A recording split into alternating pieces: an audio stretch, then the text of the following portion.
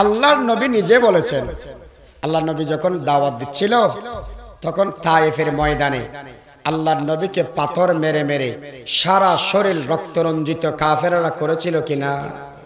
করেছিল। আল্লাহকে তখন বলেন, আল্লাহ আপনি আমাকে নবী বানিয়ে এইরকম কোন প্রটোকল ছাড়া, আমাকে কোন ধরনের নিরাপত্তা ছাড়া দুনিয়ায় প্রেরণ করেছেন। আল্লাহ পাক আল্লাহর নবীকে বললেন, ওগো নবীজি মন ছোট করিয়েন না, কোরআনটাকে হাতে নিয়ে নেন। আল্লাহ পাক কি বলল? কোরআনটাকে হাতে নেন। কেন? ঘর মে বৈঠ কর মুলুক কা সাইর, কথাটা বুঝেন নাই? ঘরে বসে যদি বিশ্ব দেখতে চান, ঘরে বসে যদি বিশ্ব দেখতে চান, কোরআনটাকে হাতে নেন। কোরআনের ভিতর সারা বিশ্বকে বয়ান করে দিয়েছেন কে? জোরে বলেন। আপনি মনে করেন টেলিভিশনের ভিতরে পৃথিবী? না। বিশ্বকোষের ভিতরে পৃথিবী? না। সবকিছু আল্লাহ দিয়েছেন কোরআনের ভিতরে। হে রাসূল, আপনি হাতে কোরআনটা নেন, ফেরাউনের বাড়িতে যান, এই দুনিয়ার ভেতরে থেকেও মনে শান্তি পাবেন। তাজ হাহি দাশতনগর দাগ হায়ে সিনারা, গাহে গাহে বাজখানি কিসসায়ে পারিনারা। আল্লাহ নবী ফেরাউনের ঘরে গেল। ফেরাউনের ঘরে আছে, ফেরাউন শিরিকের পক্ষের মানুষ, আসিয়া তাওহীদের পক্ষের মানুষ। একটু বলেন, আসিয়া কিসের পক্ষের মানুষ? মুসা আলাইহিস সালাম যখন দাওয়াত দিয়েছিল, কলমা পড়ে মুসলমান হয়েছিল আসিয়া। ফেরাউনকে বলল, ফেরাউন হচ্ছে শিরিকের পক্ষে। একদিন রাত্রিবেলা ও দেখতেছে, আসিয়া মনে মনে ভাবতেছে, ফেরাউন আমাকে খুব বেশি মহব্বত করে। আমার বাবা মৌলানা আব্দুল সালাম সাহেব রহমতুল্লাহি আলাইহি, আপনারা অনেকে চিনেন ওনাকে। উনি একটা কথা বলেছিল এক সময়, আপনাদের অনেক মনে থাকবে। দুই ধরনের মানুষ নাকি বিবিদেরকে বেশি মহব্বত করে। কয় ধরনের মানুষ? এক নাম্বার হলো আলেমেরা, যারা মৌলানা সাহেব আছে, এরা বিবিদেরকে বেশি মহব্বত করে। দ্বিতীয় নাম্বারে হলো বাদশাহ, এরা বিবিদেরকে মহব্বত করে। হুজুর আমরা কোথায়? আপনারা এই দুই দলের উপরে, আপনারা এই দুই দলের উপরে আরো বেশি মহব্বত করেন। বাদশাহ সাহেব ফেরাউন আসিয়াকে বেশি মহব্বত। একদিন রাত্রিবেলা এসে ভাবতেছে, এত মহব্বত করো, যে মানুষটা আমাকে মহব্বত করে, এটা যদি জাহান্নামে চলে যায়, আমার দিল আমার মন বরদাস্ত করবে না। উনি আমাকে ভালোবাসে, প্রিয় মানুষটা যদি কষ্টে থাকে, ভালো লাগবে কারো? একদিন রাত্রিবেলা বলতেছে, ফেরাউন তুমি আর শিরিকের পক্ষে যেও না, কলমা পড়ে মুসলমান হও। এই দুনিয়া সবচেয়ে বড় ওয়াইজ পুরুষদের জন্য নিজের বিবি। সবচেয়ে বড় ওয়াইজ নিজের বিবি। নিজের বউ যদি আপনাকে ভালো করে পাকড়াও করে, কোন একটা মানুষ বেনামাজি থাকতে পারবে না। নিজের বিবি যদি ওয়াজ করে, কেউ দাড়ি ছাড়া থাকতে পারবে না। আমি একটা আপনাকে প্রমাণ দিই, এটা আমাদের কওমি মাদ্রাসা সবাই জানে। একদিন এক সময় একটা বড় অফিসার সুন্দরী একজন মেয়েকে বিবাহ করলো। তখন যখন আসছে, কিছুদিন যাওয়ার পর বিবি বলতেছে, স্বামী আপনার মুখের দাড়িগুলো যদি রেখে দেন তাহলে ভালো হয়। উনি বললে কি, আমি অফিসার মানুষ, আমি দাড়ি শেভ করে ফেলবো, এটা আমার বিষয়, এটা আমার মুখের দাড়ি। এগুলো রাত্রিবেলা এসে অফিস থেকে দেখতেছে, নিজের বিবির মাথার চুল সবগুলা ফেলে দিছে, একটাও নেই। কিরে আপনার মাথার চুলগুলা কই? তখন বলছে, এটা আমার মাথা, আমার চুলগুলো যদি আমি ফেলে দিই, কারো কিছু বলার আছে? কারো কিছু বলার আছে? আমারগুলো আমি ফেলবো। তখন বললেন, তোমাকে আমার ভালো লাগে চুল দেখে, চুল থাকলে তুমি বিবিকে আমার মোহাব্বত লাগে, সুন্দর লাগে। তুমি যদি চুলগুলা ফেলে দাও, তোমাকে বিশ্রী দেখায়। স্বামী তুমি যেভাবে আমার মাথার কালো কেশ দেখে মোহাব্বত করো, আমাকে সুন্দর দেখায়, ঠিক তেমনি ভাবে তোমার মুখে মদিনাওয়ালার যদি আমি দাড়ি দেখি, তোমাকে আমার অনেক বেশি মোহাব্বত লাগে এবং সুন্দর দেখায়। জাযাকাল্লাহ কে চশমম বাজ কর দি, মোরা বাজা না যা হামরাজ কর দি, तो कुजा वो सुन्नते अहमद कुजा बा मोहम्मद कैशवत निज़बत तुरा क़ल्ब में सोज नहीं रूह में एहसास नहीं कुछ भी पैगाम मोहम्मद का तुम्हें पास नहीं। উনি বলল কালকে থেকে আমি দাড়ি রেখে দিব, তখন বউ বলতেছে কালকে থেকে আমিও মাথার চুলগুলো রেখে দিব। এজন্য ছেলেদের জন্য সবচেয়ে বড় ওয়াইজের নাম হলো নিজের বিবি। আসিয়া ওয়াজ করতেছে ফেরাউনকে, কালকে কলমা পড়ে আসো। ইতিহাস সাক্ষী আসিয়ার ওয়াজ শুনে রেডি হয়ে গেছিল, নিজের মনে মনে ইরাদা করেছিল কালকে সকালে গিয়ে আমি কলমা পড়ে নেব। সকালবেলা যখন উঠছে কলমা পড়ার জন্য যাচ্ছে, পথে দেখা হলো হামানের সাথে। উনি দুষ্ট লোক, ভালো লোক না। সৎসঙ্গে অসৎসঙ্গে উনি ছিলেন অসৎ লোক। তখন তুমি কোথায় যাও? তখন ফেরাউন জিজ্ঞেস উত্তর দিচ্ছে, ভাই আমি কলমা পড়তে যাচ্ছি মুসার কাছে। উনি কি বলল? আমাদের চট্টগ্রামের ভাষায় বলি গান মতা নল দিনাইয়া, এই খারাপ দিন আসার আগে আমার মৃত্যু হলো না কেন? তখন বলে ফেরাউন দেখো, তুমি যদি কলমা পড়ে নাও, কলমা পড়ার পর তুমি হয়ে যাবে গোলাম আর মুসা হয়ে যাবে বাদশা। ভাই দেখো, গোলাম হয়ে জান্নাতে যাওয়ার চাইতে বাদশা হয়ে জাহান্নামে যাওয়া অনেক ভালো। উনি তখন এই কথাটা আপনারা বলতেছেন নাউজুবিল্লাহ, উনি তখন বলেছিলেন সুবহানাল্লাহ। ঘরে আসলো, আসিয়াকে বলে আসিয়া আমি নিজে কলমা পড়ব না, তুমি যদি পড়ে থাকো ছেড়ে দাও, কলমা রাখতে পারবে না, কলমা রাখতে পারবে না। এখানে কলমাওয়ালার পরীক্ষা শুরু হয়েছে। এ মুসলমান, আওয়ামী লীগ জামাত বিএনপির সাথে নাস্তিকদের সম্পর্ক নাই, ঠিক কিনা? রাজনীতিক ব্যক্তিরা ধর্মকে ভালোবাসে, আছে না নাই? আপনারা মনে হয় ভুল বুঝতেছেন। আওয়ামী লীগ মানুষ, বিএনপির মানুষ, জামাত, জাতীয় পার্টি, সরমনের মানুষগুলা মসজিদে যায় কি যায় না? নবীকে মোহাব্বত করে কি করে না? আল্লাহর জন্য জীবন দেয় কি দেয় না? সবকিছু দেয়।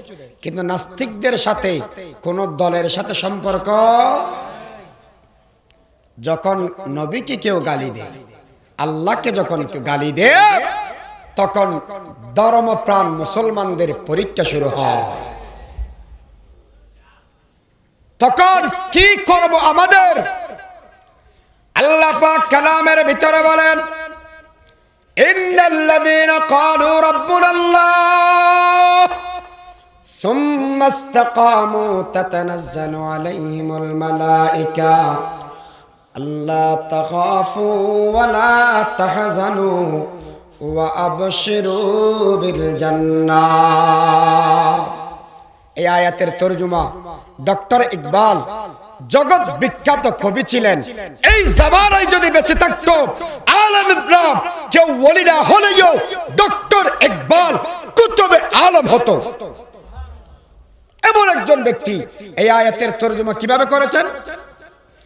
চীন আরব हमारा हिंदुस्तां हमारा मुस्लिम है हम वतन है सारा जहां हमारा तौहीद की अमानत सीनों में है हमारा आसान नहीं मिटाना नाम व निशा हमारा। मुसलमान सब किछु दिते पारे, ईमान कखनो एकटु बড় করে বলেন ईमान कखनो दिते पारे ना। আসিয়া বলল আমি ঈমান দিতে পারবো না। আপনি তো বলেছেন কলমা ছেড়ে দিতে, আমি কখনো কলমা ছাড়তে, যখন কলমা ছাড়বো না এটা বলে দিল, ওনার উপরে 4টা জুলুম ফেরাউন করেছিল। কয়টা জুলুম? আমি এই 4টা বলে শেষ করে দিব, আপনাদের কষ্ট হচ্ছে আমি দেখতেছি। 1 নাম্বার, ফেরাউন বলল তুমি আমার বিবি হিসেবে, আমি রাজা তুমি রানী, তুমি রানী হিসেবে তুমি থাকো 5 তলায়। টেনশন করেন হন না মারুফ সাহেব হতাম। আচ্ছা আচ্ছা ঠিক আছে। উনি যখন রানী হিসেবে ওনাকে বললো, উনি থাকে অনেক উপরে 5 তলায়, air condition room, air condition. ফেরাউন বলল তুমি আর 5 তলায় থাকতে পারবে না, তোমাকে নামিয়ে দিব গাছতলায়। নরম বিছানায় তোমার বিছনা হবে না, তুমি থাকবা পাথরে।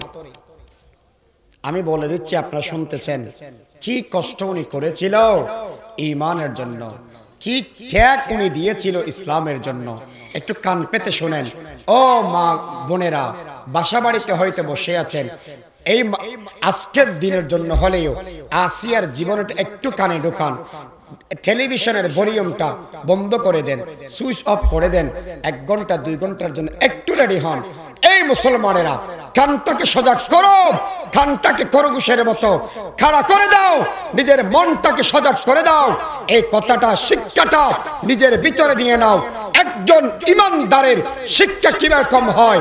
একজন মানুষকে আমরা দেখেছি, মুসকান যখন ভারতে আল্লাহু আকবরের স্লোগান দিয়েছিল, এই মানুষ মিডিয়ার মাধ্যমে দেখতে পেয়েছিল, কিন্তু আসিয়ার কথাগুলো আমরা কোরআনের মাধ্যমে শুনতে পাই, কোরআনের মাধ্যমে শুনতে পাই। কি বলেছিল মুসকান? একজন আল্লাহু আকবার বলে সারা পৃথিবী তার নিরাপত্তা দেওয়ার জন্য রেডি হয়ে গিয়েছিল, কিন্তু আসিয়া সেরকম প্রোটোকল, কোন নিরাপত্তার ব্যবস্থা উনি পায় না। উনি দাঁড়িয়ে বলেছিল, ও ফেরাউন বিশ্ব সন্ত্রাসী, আমি সবকিছু ছাড়তে পারবো কিন্তু ঈমান কখনো ছাড়তে পারবো না।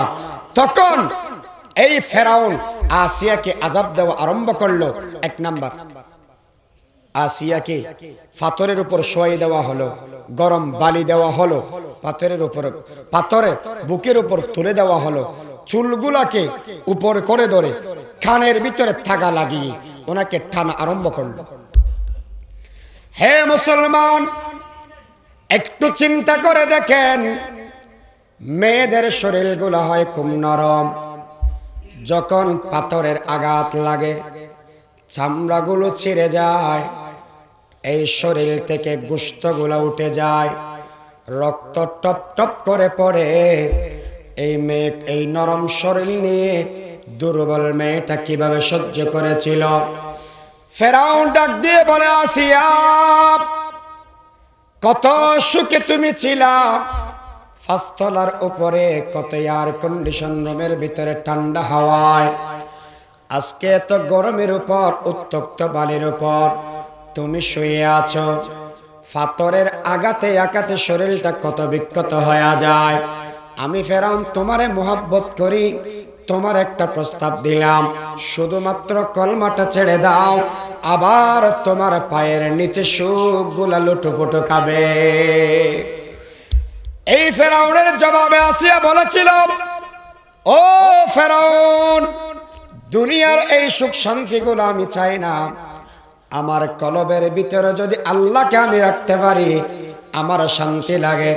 আমি কখনো কলমা ছেড়ে দিব না, আমি কখনো শিরিকের পক্ষে যাব না। তখন ফেরাউন বলে, ও আসিয়া শুনে রাখো, এবং সাইডের মানুষগুলারে অর্ডার দিয়ে দিল, আসিয়ার হাতের ভেতরে, পায়ের ভিতরে 5 ইঞ্চি বড় বড় ফেরাকগুলা তোমরা তার হাতে মেরে দাও, পায়ের ভেতরে মেরে দাও। মুসলমান, আমি বলে যাচ্ছি, আপনি শুনে যাচ্ছেন, কিন্তু কারোর হৃদয়ে নাড়া দিল না।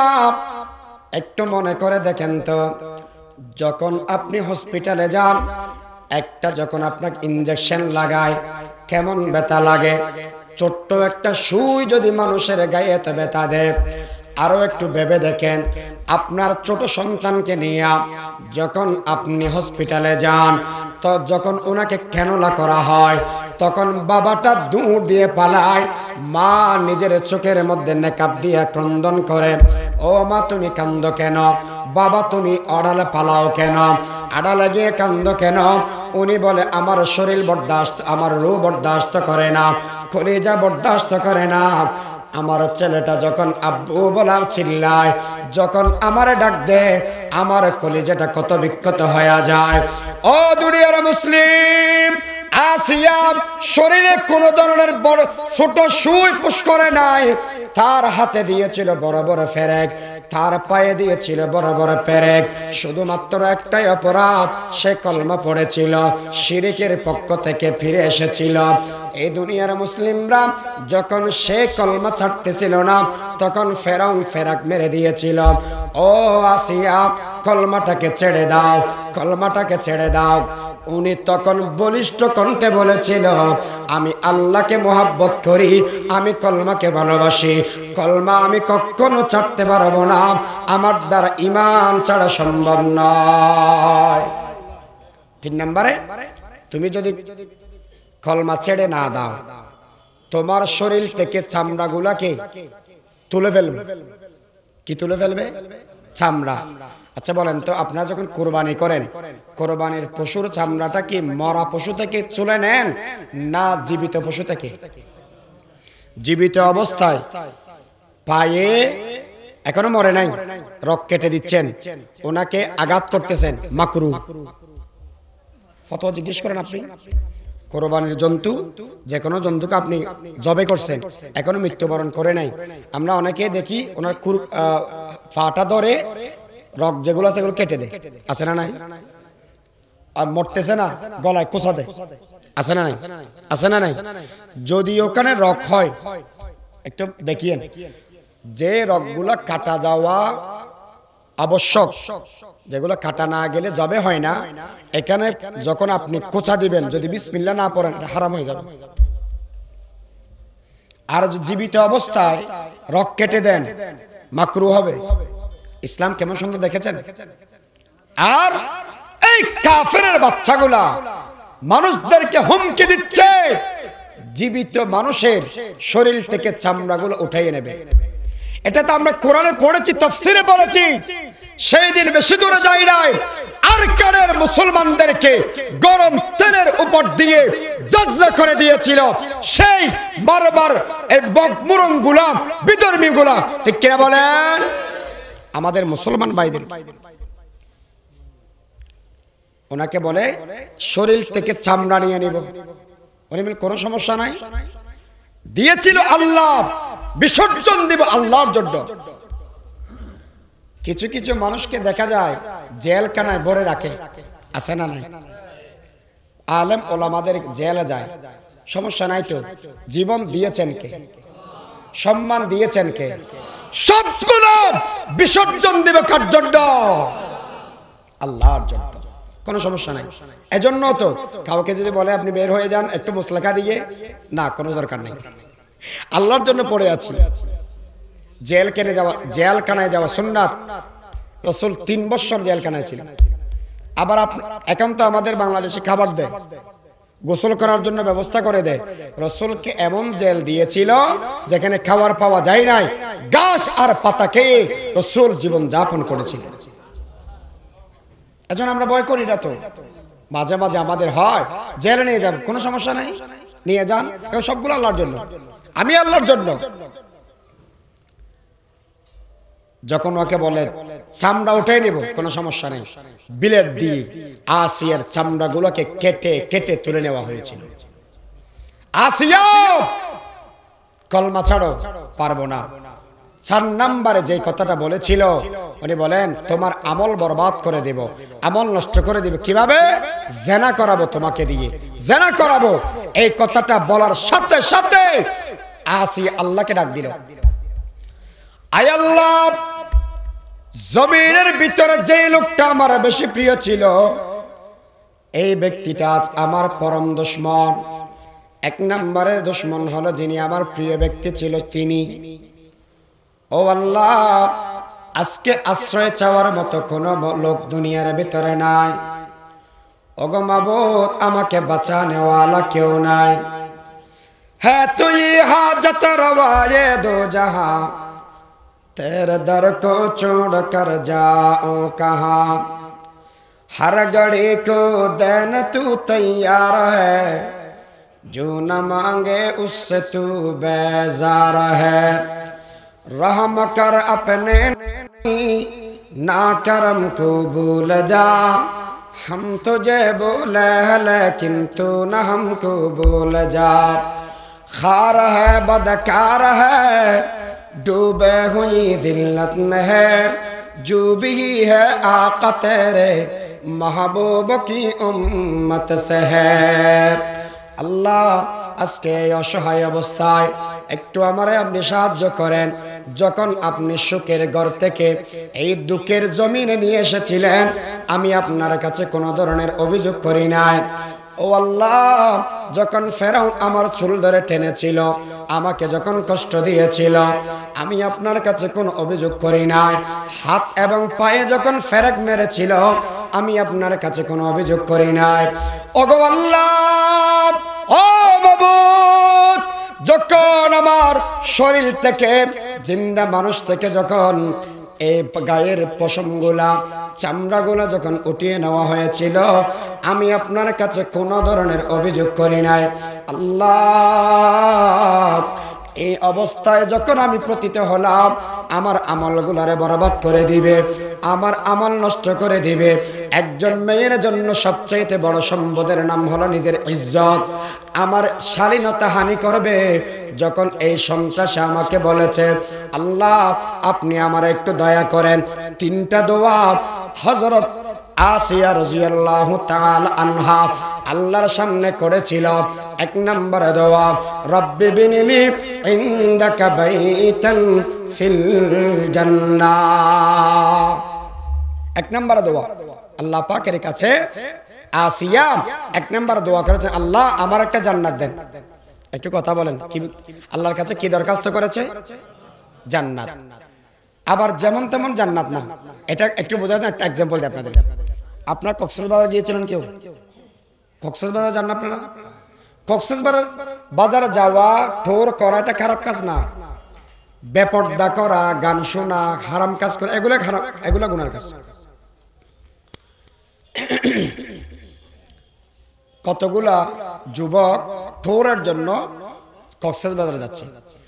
উনি তখন কল দিয়ে বলতেছে হোটেল মালিককে, আমাদের জন্য 2টা রুম বুক করে দেন। কিন্তু কি রকম? যেমন তেমন রুম না, যে রুমগুলা সাগরের কিনারায় আছে, যেখান থেকে বিচ দেখা যায়, এরকম রুম দিবেন। পিছনে কতগুলো রুম আছে যেখানে শুধু ঘুমানো যায়, খবরের মতো শুয়ে থাকা যায়, আর কিছু দেখা যায় না। এরকম আছে কি নাই? আছে কি নাই? আল্লাহু আকবার। বলে যে সাগরের পাড়ে রুম দিও, যাতে সাগর দেখতে পারি। আসিয়া আল্লাহর কাছে দোয়া করেছে, আল্লাহ আমার যেমন তেমন জান্নাত দিলে হবে না, জান্নাত দিবেন এমন জান্নাত, যে জান্নাতে গেলে 24টা ঘন্টা তুমি মাওলাকে দেখা যায়। এই কথাটা ফটিয়া মাদ্রাসার বাণী মুফতি আজিজুল হক সাহেব রহমতুল্লাহি আলাই, যিনি নানুপুর মাদ্রাসা সুলতান সাহেবের ফির ছিলেন, সুলতান সাহেবের মুরিদ হল জমিরউদ্দিন সাহেব রহমতুল্লাহি আলাই। ওনার জমিরউদ্দিন সাহেবের দাদা ফির ফটিয়া মাদ্রাসার বাণী মুফতি আজিজুল হক, উনি আল্লাহর কাছে দোয়া করেন, यही आहजारी मक़सूद क्या है, रज़ाए खुदा है लक़ाए खुदा है, वो जन्नत भी मतलब है इस वजह से, है दारुल लक़ा है दारुल रज़ा है। ও পরওয়ারদিগারে আলম, ও আল্লাহ আমি জান্নাত চাই তোমার কাছে, জান্নাত চাই সুখে থাকার জন্য নয়। ও আল্লাহ তোমার কাছে জান্নাত চাই আমি আরামে থাকার জন্য নয়, জান্নাত চাই এজন্য জান্নাতে গিয়ে তুমি আল্লাহর এক নজর আমি দেখব। ও জান্নাত বি মতলুব है इस वजह से, दारुल लक़ा है दारुल रज़ा है। আসিয়ার দোয়া আল্লাহ কবুল করেছেন। আসিয়াকে আল্লাহ জান্নাত দিবেন, জান্নাতুল ফেরদাউস। আল্লাহ নিজের আরশ রাখবেন জান্নাতুল ফেরদাউসের ছাদের উপর, দেখতে পাবে, কি পাবে না? 2 নাম্বার কথা, আসিয়া কলমা পড়েছে, ফেরাউন কলমা পড়ে নাই। ওয়া আখির দাওয়ানা আলহামদুলিল্লাহি রাব্বিল আলামিন ওয়া মা তাওফীক ইল্লা বিল্লাহ। আসসালামু আলাইকুম ওয়া রাহমাতুল্লাহ।